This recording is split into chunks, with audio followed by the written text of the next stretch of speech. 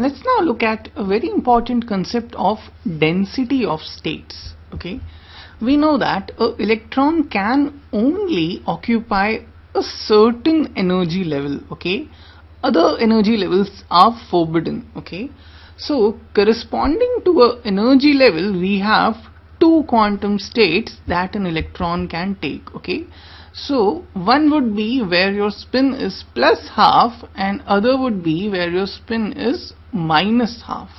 So your number of states that can be occupied by an electron up to a certain energy E is given by n of E is equal to V upon 3 pi square 2me upon h bar square whole raised to power 3 by 2. Okay, over here your V is the volume.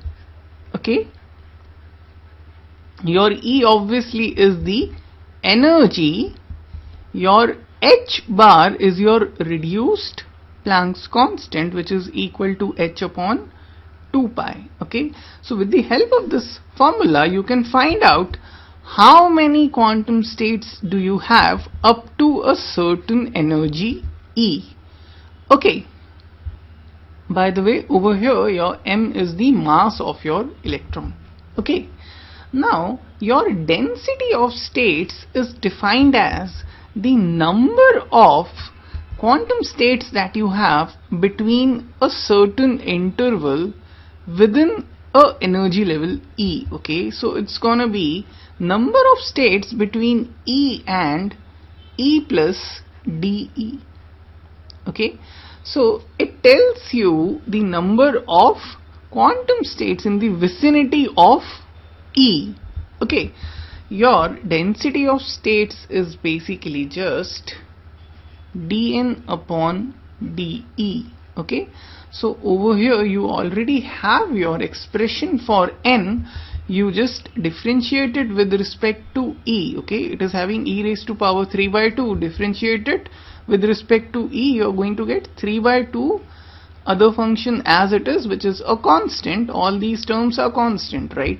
Your volume, your this anyways is a constant, your mass is a constant, so only variable is E over here, and if you differentiate it with respect to E, you are going to get 3 by 2.